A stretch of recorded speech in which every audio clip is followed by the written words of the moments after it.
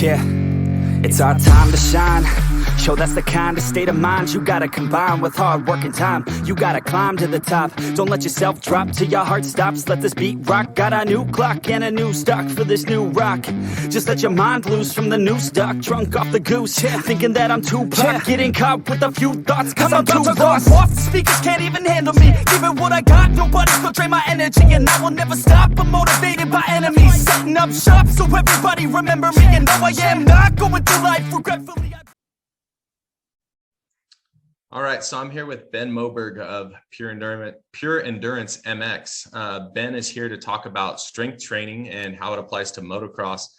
The cool thing about Ben is he has a master's in exercise physiology, but he is also a pro racer, ex-pro racer, vet pro racer, cycled, did cycling for a while. So he has the applicable experience to motocross. So a lot of times you get guys that were motocrossers, but they kind of give you the bro science with training, or they're non-motocrossers with the education that don't really fully understand the sport of motocross. So Ben is hitting it from both sides, which is kind of a rare thing. He's educated and he's got the experience with racing. So I'll let Ben get us started here with strength training for motocross. Right on. Thanks, Billy. Thanks for having me on and setting this up. So huge thanks to 180MX Training for setting up these videos. You've been putting out a lot of good content, and content that honestly you're not going to see anywhere else. The sport's not really in a place where it has gone this direction yet. And what I'm about to show you guys today is definitely something very new, but it's actually something that's practiced in all other sports. And I'm actually going to show you something that's on the older side, but it's still relevant to today. But I think probably a good segue into this, Billy, is the story you were telling me from your amateur days and how you used to train, and maybe want to share that.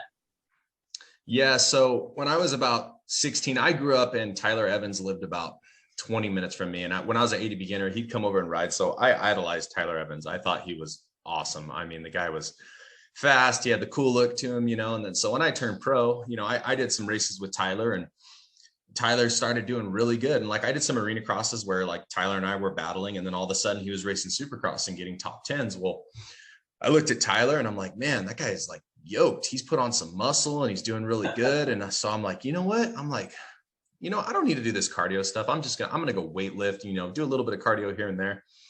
And so, I mean, I got big. I put on a lot of muscle really quick. And man, when I went out racing, it was the worst thing I could have done. I looked good in the mirror. I looked fantastic. But on a dirt bike, I went totally backwards. I could rip for about a lap or two. And then my arms were hard as a rock. My flexibility went. And I mean, I'm still probably suffering from that weightlifting that I did 20 years ago today, because I was just lifting heavy weight, no mobility, no flexibility training. I was a young kid. I didn't really understand. And I mean, I went in so many different directions with training because the information wasn't out there. And I just got really frustrated because I went, you name it. I was doing uphill sprints, long endurance runs, what I thought were endurance runs, but I'm at, close to my max heart rate. And then I went into lifting heavy weights and, mountain biking, road biking, running, and just I was all over the place with my training. And part of that, is there was no information out there, and you'd ask one guy and get this response, and then ask another guy and get a totally different response. So then I was trying to pick people's brains and go this way, go that way. But with the weight training, think smarter, not harder, do it the right way. And, with strength training, it's really important because strength training is something that can be very beneficial, but it can also bite you really bad with your training. Absolutely. Yeah, absolutely. I mean, that's a very common story. I had told you beforehand. I had the same problem because I was also a football player in my youth and in high school. And I didn't realize what it was costing me on the dirt bike until I stopped weightlifting. So there's absolutely some benefits to it, right? Like injury prevention, and just the ability to manhandle your bike quickly in certain situations. Truthfully, if you're riding the dirt bike correctly with proper form and technique, then you shouldn't be getting yourself into those situations a lot. But if they do happen and you have that little extra bit of strength, obviously it helps.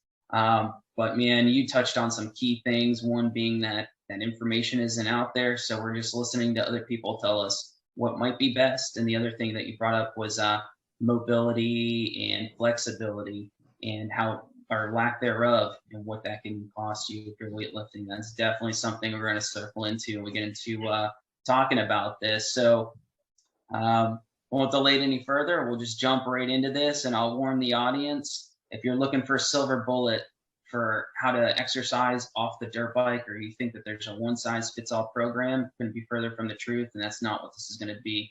But what this is going to be, it's going to teach you how to structure your workout so you can get the most out of whatever it is that you're choosing to do. With that being said, I'll give you some examples of some workouts that I have my athletes do. But you got to understand that those workouts are specific to their fitness level, age level, and the discipline that they're riding in. And I will mention all that stuff once we get into it. So go ahead and do share screen here. Pull this guy up. All right. So we'll fold right into this. And I know this might be a little bit of vocabulary shock for the audience, but I promise you, if you hang in there and you internalize these concepts that we're going to go through, you can structure any program for any sport with these three principles. I mean, these principles are the bedrock to performance in any sport.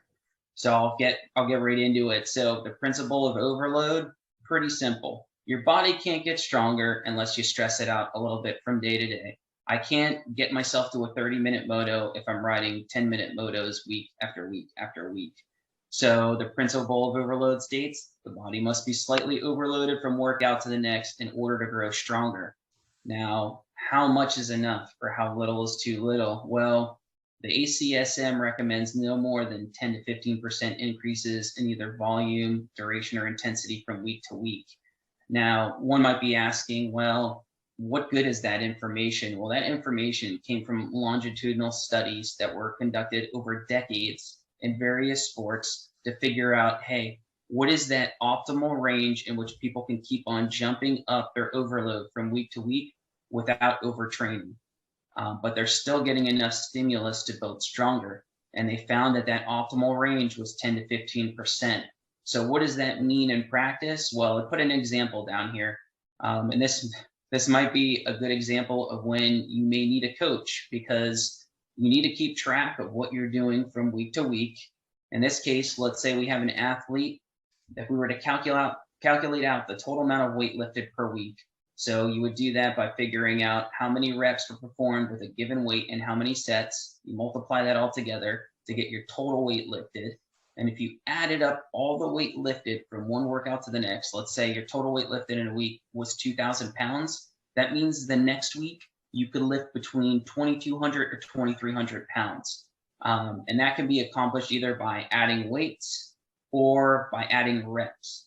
So as you can see, there's a little bit of math involved here and a little bit of precision that's required in order to make sure that you're hitting those numbers correctly from week to week.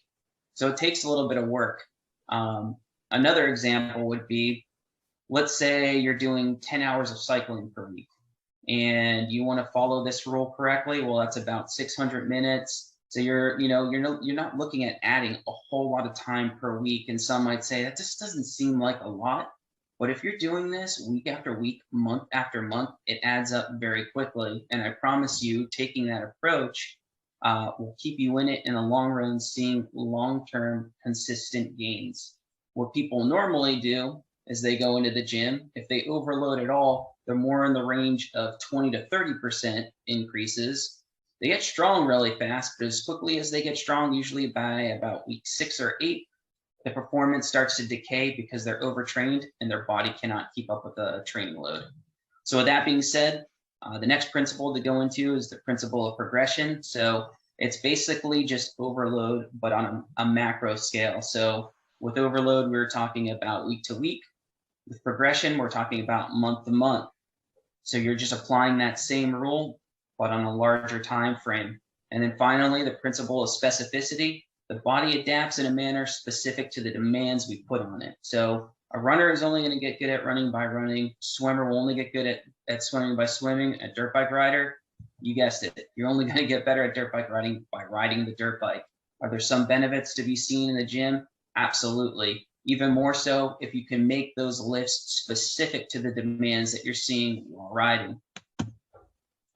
So the last and final principle that I'll bring up is periodization. So I don't think many people in the sport of motocross have heard about this, but basically what periodization is that sports scientists figured out with Olympic athletes that if they varied their training throughout a season, they saw greater performance gains. So in other words, just training the same all season long wasn't eliciting the same amount of gains they would see as varying the training. And specifically, what they would do is they would work on less specific or less competition-like work early in the season, and then gradually make it more and more specific as they approach competition.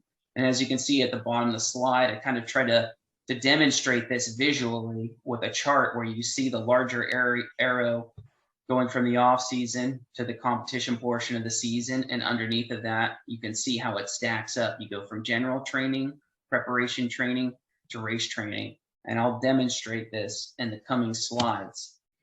So going back to what I said earlier, how this is practiced in other sports, I'm going to give you an example right here. And I chose rowing because some of the demands in rowing are pretty similar to motocross. And what you can see right here is this is actually the U.S. national team's training schedule from the late 90s. So on the left-hand side, we have what their weekly schedule looked like in the beginning of January. And we can see that on Tuesday, Thursday, and Saturday, they had up to 60 minutes of weight training. All right, so 3 days a week.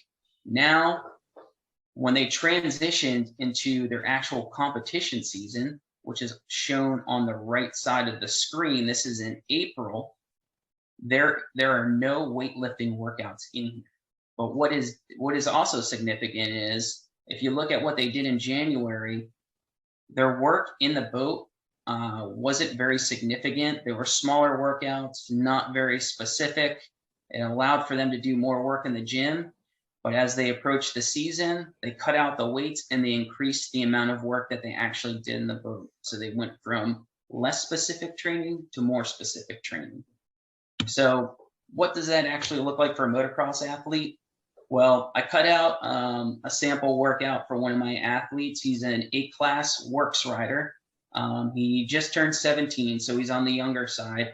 So his workouts and overall workload, I'll say, are a little bit on the lower side as they would be compared to a more established adult, and for good reason.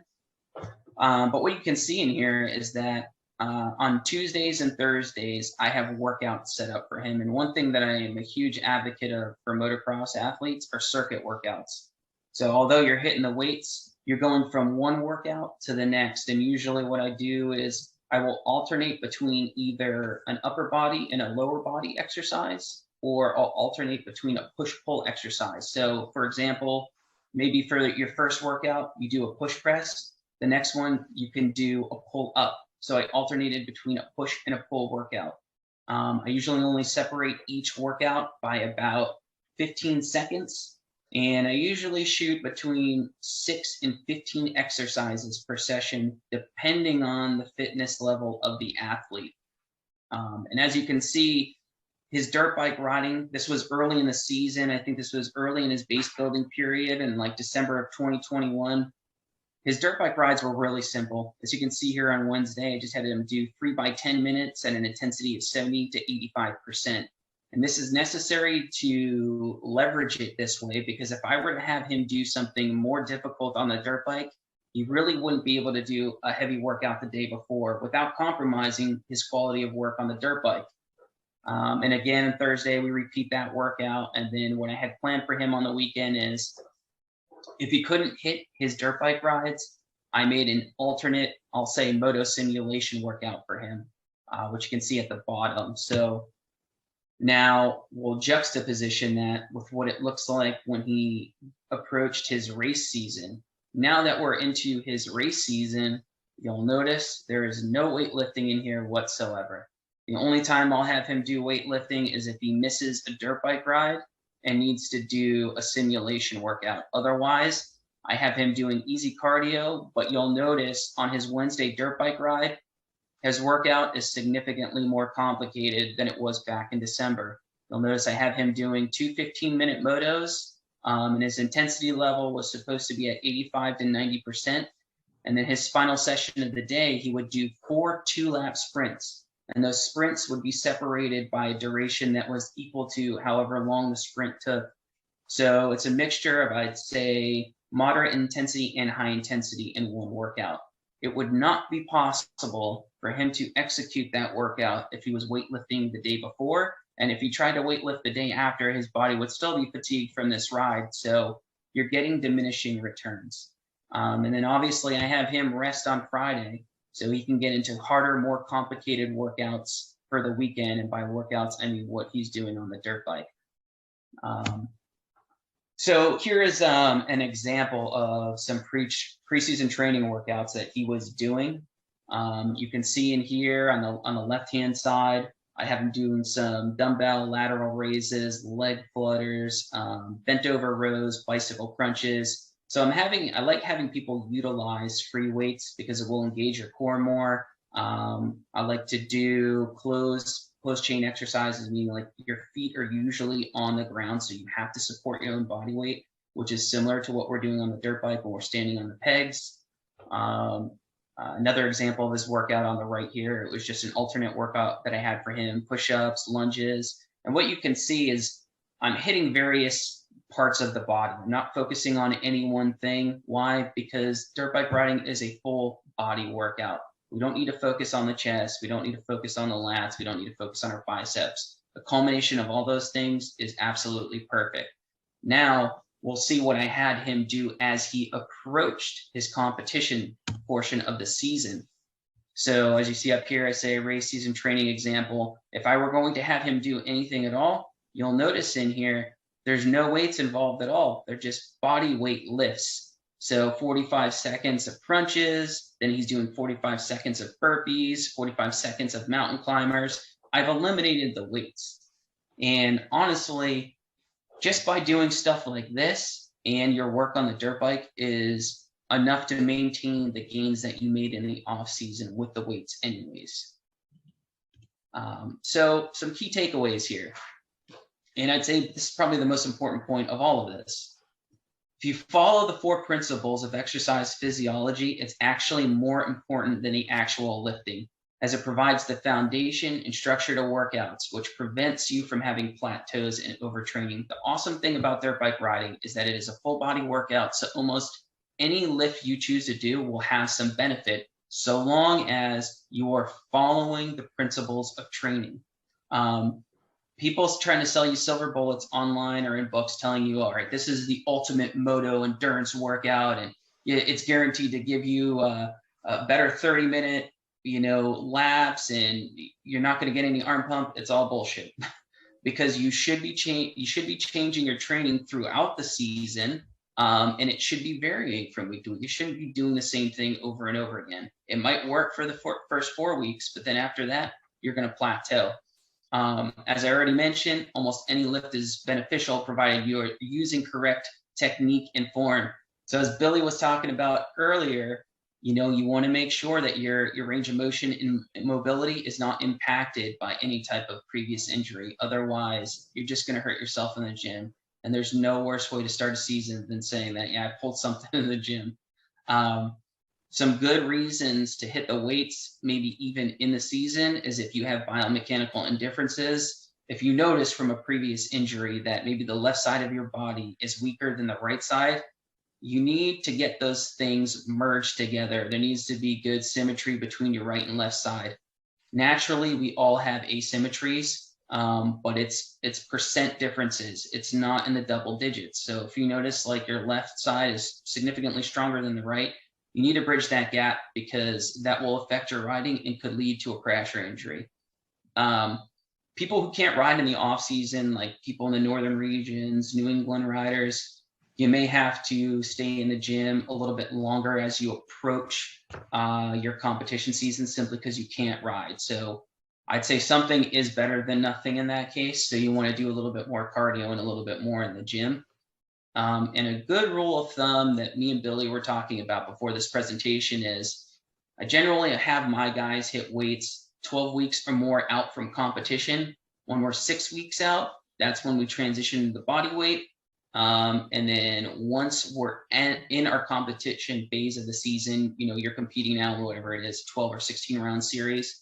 I almost do no lifting at all. Just focus on stuff like yoga, Pilates, core strengthening. And then obviously your riding volume and intensity should have already been increased at that point. So that's what's replacing all the work that you did in the off season. So lastly, training is as much of an art as it is a science. And as I was talking about earlier in the presentation, it can be difficult to actually calculate out what your workload is week to week and know how much you need to increase it by. So if you're confused, reach out to an experienced coach like myself or Billy. Be more than happy to help you. But that's it. Billy, I don't know if you have anything you want to add to that. Yeah, like some of the things that popped out to me, and we went over this when we did our video on cardio, and sorry it was under a bridge. It was a little hard to hear, but we were talking about the heart rate, and I noticed the heart rate with your client there. He's 17, so his max heart rate is going to be a lot higher than yours and mine is. And you had him staying in the 140, 150 heart rate range, which that will keep him in the correct zones and not create overtraining and stress his body out too much. So that was kind of something to pay attention to. Even though he's in 140, 150, that's actually relatively low considering his age. So if you took somebody that was 40 years old, that would be kind of over the high end, and you're getting into the anaerobic zone. Great point to make. Yeah. So like I said in the beginning, if you think that that's just something that covers everybody and you can apply it to yourself, it probably won't work, because that is definitely specific to that particular athlete's fitness level and age, as Billy pointed out. So yeah, great point, Billy. Yeah, like, so say if you're like, oh, this looks like a great workout, if you wanted to copy that workout just to get something going, make sure you calculate your own heart rate range. If you're 55 years old, do not use those heart rate ranges. Find out getting your correct, because you're going to be like, man, this workout is killing me, as where a 17-year-old, that's not a high heart rate for a 17-year-old, but for somebody in their 50s, that's a high heart rate to be training at. Right. One thing I actually didn't point out in that presentation, if you were to follow one of those sample workouts, let's say it's preseason and you chose to follow one of those preseason workouts, I gave you 2 examples. So how would you follow the principle of overload from week to week? Well, with that particular athlete, what I actually had him do is pick a weight right off the bat that was close to the 8 rep range. And by the way, I usually work my athletes in the 8 to 12 rep range, because that's shown to be the most effective for both hypertrophy and muscle endurance. So it's kind of like a sweet spot zone. So what I would instruct my athlete to do is find a weight that gets you close to 8 reps, that you're barely getting in that last 8 rep. And then the next week, what you want to try to do for that same lift, so you can get 9 in. If you can get 9 in, great. If you can get 10, even better. And then week to week, what we do is try to get in one more rep. Once he hit 12 reps and he continued that for 2 weeks straight, then we up the weight.